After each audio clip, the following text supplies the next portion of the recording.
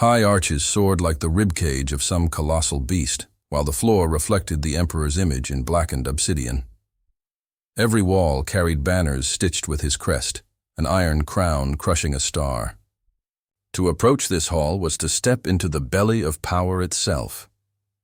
Marcus Hale had walked battlefields where artillery split the skies, had stood on ships while the void roared against steel hulls, but nothing compared to the cold weight of the emperor's gaze.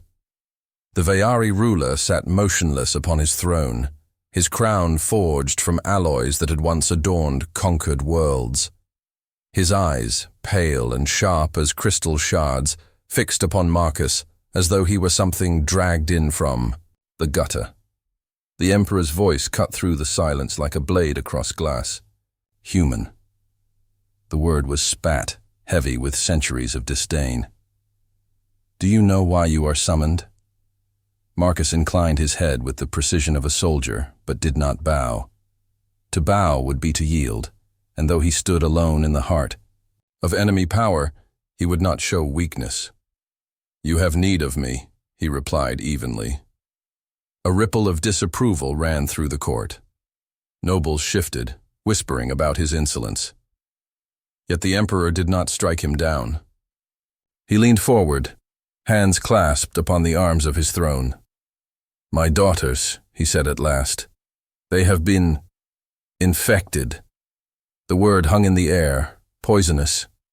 Marcus knew of whom he spoke. The emperor had 3 daughters, princesses born of privilege, raised in golden cages of obedience. Each of them had been educated in the Dominion's strict doctrine: loyalty without question, duty without hesitation, silence in the face of curiosity. And yet, rumor had long whispered that these young women, hidden from public eyes, were not as docile as their father wished. They have been corrupted by dangerous thoughts, the emperor continued, his voice swelling with restrained fury. They speak of freedom, of choice, of lives not dictated by blood or crown. These ideas are not of our people. They are not of the Dominion. They are of yours. The word yours struck like an accusation. Humanity, the eternal thorn in the side of the Dominion. Though Earth had been subdued generations ago, its people scattered and quarantined, humanity remained infamous. They were not the strongest, nor the most technologically advanced, but their refusal to break had earned them a reputation. Empires that tried to tame humans often found themselves fighting shadows, uprisings, and rebellions that refused to die. Marcus had lived long enough to see both the resilience and the cost of that reputation. He had lost comrades, seen his home reduced to ruins, yet still he stood unbroken. And now he understood why the emperor had summoned him. You will re-educate them, the emperor commanded. You will strip from them this poison of humanity. You will teach them loyalty, discipline, fear, and when they return to me, they will kneel as obedient daughters once more. A hush fell upon the throne room. Even the air seemed to hold its breath. Marcus's life hung on the next words he spoke. Inside, a storm churned. He remembered the faces of children behind Dominion fences, human culture smothered under alien decrees, songs and stories burned from memory. Now the emperor wished him to become the instrument of the same erasure, but not upon nameless prisoners, upon his own blood. Outwardly, Marcus kept his expression impassive. And if they do not return as you desire? He asked quietly. The emperor's eyes narrowed, glacial and merciless. Then they, and you, will cease to exist. Understand this, human. The Dominion does not tolerate weakness. Should you fail, I will erase even the memory of your name. Marcus bowed his head slightly, just enough to appease the court, though not enough to show true submission. I understand.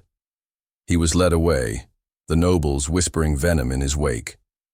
Yet beneath his calm exterior, Marcus's mind was already racing.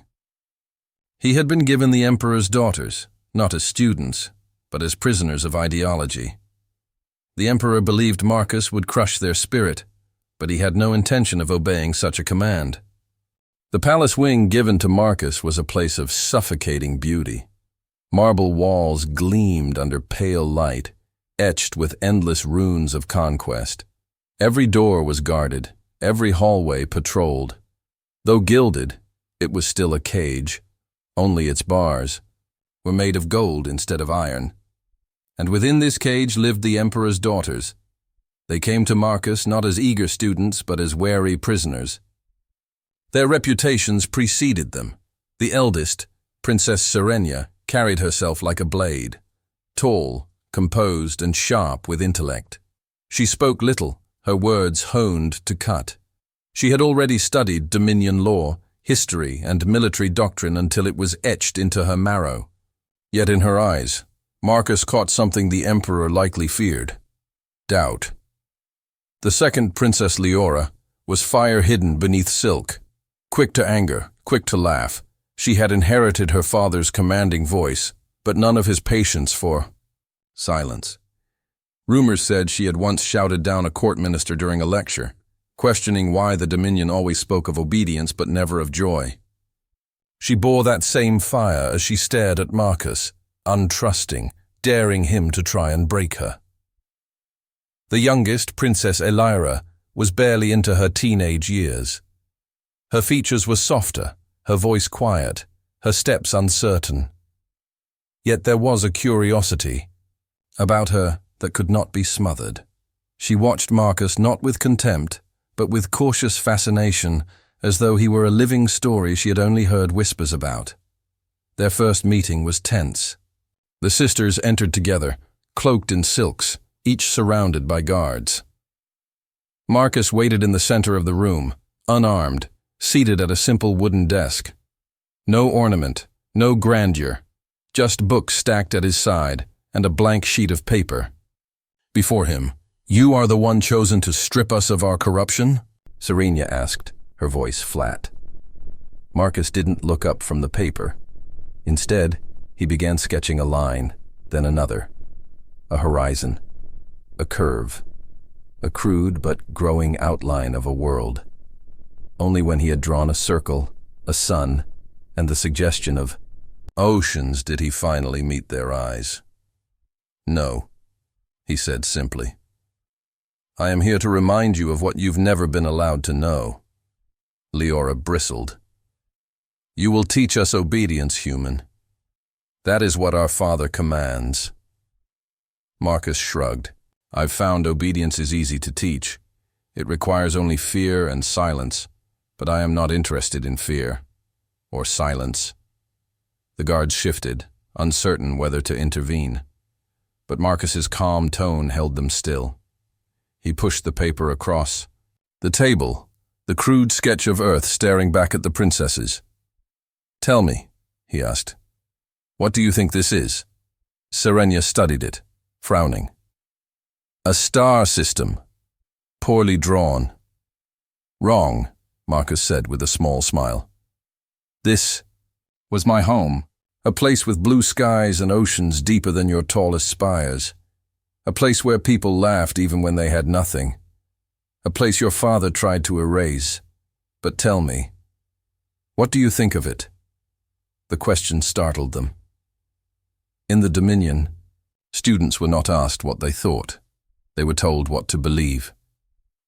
The sisters exchanged uncertain glances. Elira, the youngest, whispered timidly, "It looks peaceful."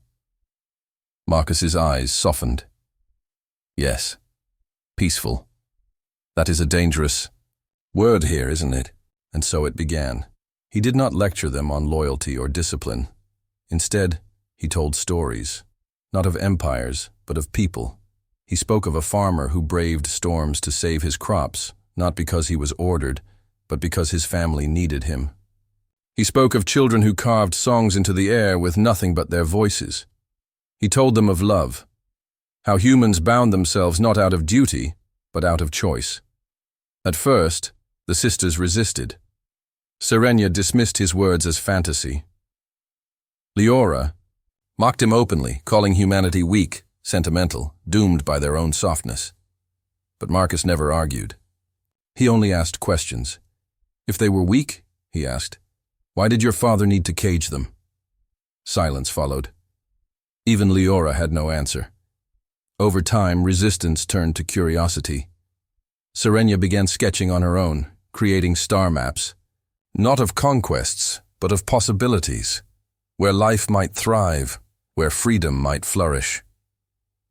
Leora learned the rhythms of human songs, her fiery voice trembling as she sang verses Marcus taught her. And Elira, bright-eyed, begged for more stories, clutching each one as if it were treasure. The walls of their cage did not vanish, but within those walls, something stirred.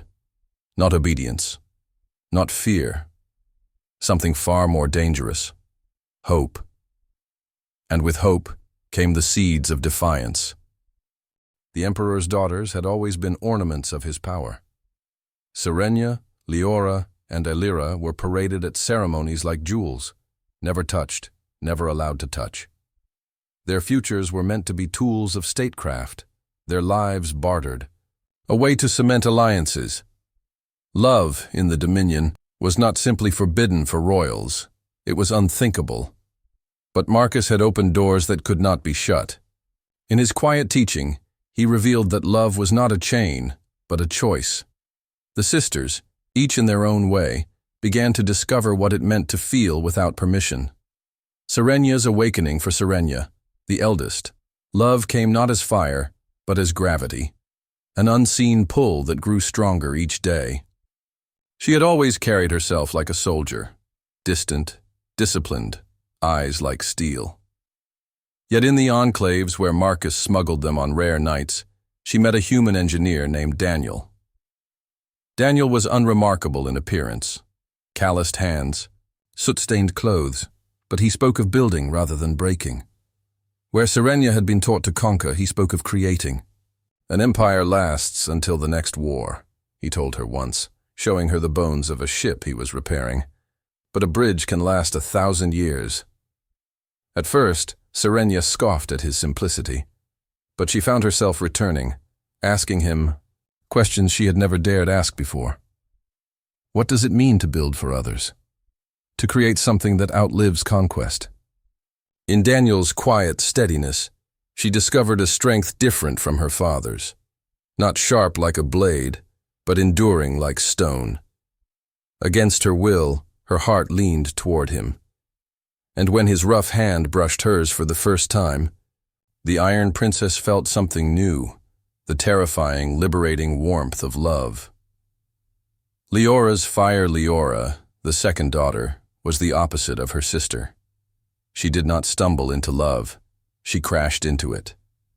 Fiery, outspoken, she was drawn to a warrior scholar named Kale, one of the human rebels Marcus trusted.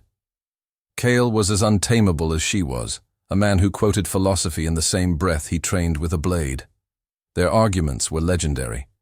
She mocked his stubbornness. He mocked her arrogance. They sparred with words, with wooden swords, even with songs when Marcus taught them. Yet beneath the sparks of conflict, a deeper fire smoldered. One evening, after a particularly heated debate about whether freedom or order mattered more, Leora stormed out into the gardens. Kyle followed, laughing at her fury. "You sound like your father," he teased. She spun on him, eyes blazing. "Do not compare me to him. I am nothing like that tyrant." "Good," Kyle said, suddenly serious, "because when you speak, I hear more than orders. I hear someone who wants the world to be better. That's why I argue with you, because I see you fighting yourself, and I want you to win." For the first time, Leora's fire softened. She saw not an opponent, but a partner, someone who did not fear her strength, but welcomed it. Love for her was not submission, but collision, a meeting of equals that set the air aflame. Elira's devotion, and then there was Elira, the youngest, still blossoming from childhood into womanhood. To her, Marcus was not simply a teacher, but the first person who had ever listened. She adored him, clinging to his stories, seeking his approval with every step. At first, her affection was innocent, a girl's admiration for a mentor. But as she grew, That admiration deepened into something more complicated, something she barely understood. She watched him with wide eyes, her heart racing at his slightest smile. Marcus noticed. He tried to redirect her, to shield her from feelings too heavy for her youth. Yet he could not stop the inevitability of her devotion. Elira's love was not the fiery rebellion of Leora or the steady pull of Serenia. It was pure, unyielding faith. In her heart, Marcus was not just a teacher. He was the proof that humanity's light could pierce the darkest empire. Dangerous bonds. Each of these loves was a rebellion in itself. To feel at all was to defy the emperor. To bind themselves to humans was nothing less than treason. Yet the sisters could not turn back. They began to whisper dreams of futures unshackled from their father's grip. Serenia and Daniel imagined ships that carried settlers instead of soldiers. Leora and Kyle spoke of leading uprisings that would shatter the chains of Dominion slaves. Elira, clutching Marcus's hand in her small one, declared boldly, "We'll make a world where no one cages anyone ever again." But they knew the cost. If discovered, their father's wrath would be absolute. Their children, if such unions bore fruit, would be seen as abominations. And yet, despite the looming shadow of death, the daughters of the emperor chose love. Because love, Marcus had taught them, was the greatest rebellion of all. The summons came on the 13th year of Marcus's task. The emperor demanded his daughters back. The court expected 3 obedient women, polished, docile, cleansed of human infection. Marcus knew better. The sisters had grown beyond the gilded chains of their birth. They had become women of will, of fire, of choice. And they no longer came alone. When the great throne hall opened its doors, whispers swept the chamber like a storm. The 3 princesses walked side by side, not in silken compliance but with the quiet strength of those who carried truth within them. Serenia's head was high, her expression calm. Leora strode like a flame, unafraid of the eyes that followed her. And Elira, youngest, once the most timid, clutched a bundle close to her chest. The bundle stirred. A soft cry echoed through the vaulted chamber. The court gasped. It was not just Elira. Serenia held a child as well, his small hand gripping her collar. Leora, bold as ever, carried hers openly, the infant's gaze already defiant, as though sharing his mother's fire. 3 daughters had left, 6 returned.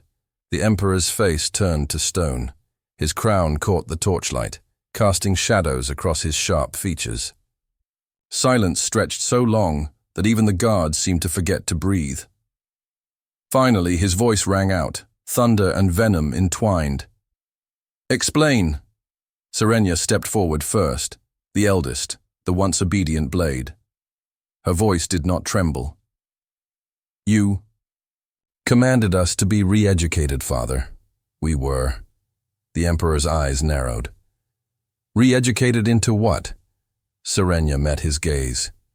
"Into truth. Into the understanding that life is not measured by obedience but by what we give to those who come after us. These children are not shame. They are hope." A ripple of outrage tore through the nobles. Voices shouted treason, corruption, abomination. The emperor raised a single hand and silence returned. His gaze burned hotter, shifting to his second daughter. Leora smirked, though her eyes carried steel. "You wanted daughters who would kneel," she said. "But kneeling is not living. Marcus taught us choice. Humanity taught us that strength is not in obedience, but in love freely given. These children are proof that I have chosen my future, not the one you chained to me." The emperor's jaw clenched. He turned at last to the youngest. Little Elira stepped forward, her child squirming in her arms. Despite her youth, her voice rang out clear across the chamber. "You say you rule the stars, but you cannot even rule your daughters' hearts. You may cage bodies, Father, but you cannot cage love, and love is stronger than any empire." The words struck the court like lightning. For the first time in his reign, the emperor did not immediately answer. His daughters, his blood, his legacy, had declared themselves against him in full view of his council. His silence was not weakness. It was fury distilled. "Guards," he commanded coldly. "Take them. Kill the humans who defiled them. Burn the children. Let no trace of this heresy remain." The chamber froze. The guards shifted uneasily. Their orders were clear, yet their eyes betrayed hesitation. They looked at the infants, small and vulnerable, their cries echoing in the hall. Soldiers trained to kill without hesitation felt their hands falter on their weapons. Serenya's voice cut through the tension. "Do you see, Father? Even your soldiers hesitate, because they know what you will not admit, that children are not a crime. They are a beginning." The emperor rose from his throne, his cloak billowing like the wings of a storm. His voice roared, filled with ancient wrath. "You have tainted my bloodline. You have poisoned the dominion with weakness. I will see you erased, every name, every memory." Yet beneath the roar, a seed of fear trembled in him. It was faint, almost buried under rage, but it was there. He had faced rebellions, wars, uprisings across 1,000 worlds, but never had he faced defiance from those of his own blood, and never had he felt the strange, disarming power of children's cries filling his throne hall. The daughters stood firm, holding their children like shields of flesh and spirit. And though they had no armies, no weapons, their presence was unyielding. The emperor's fury had always bent the galaxy to his will. But now, for the first time, his fury could not crush what stood before him. Because what stood before him was not rebellion. It was love, made manifest. The emperor's command to execute his daughters and burn their children hung in the throne hall like a poisoned blade. The nobles waited, some eager for blood, others pale with unease. The guards hesitated, their hands still gripping weapons that would not rise. For a heartbeat, the galaxy itself seemed to pause. Serenya tightened her hold on her child, her eyes never leaving her father's. Leora stepped forward defiantly, placing herself between the guards and her sisters. Illyra clutched her infant to her chest, trembling but unyielding. They had no weapons, no armies, nothing but the fragile lives in their arms, yet they stood taller than they ever had before. The emperor's voice thundered again, harsher, louder, desperate to reassert his control. "Do you disobey me? I am the Dominion. I am your emperor. Obey." The guards did not move. Their eyes flicked between the emperor and the children, and doubt gnawed at their loyalty.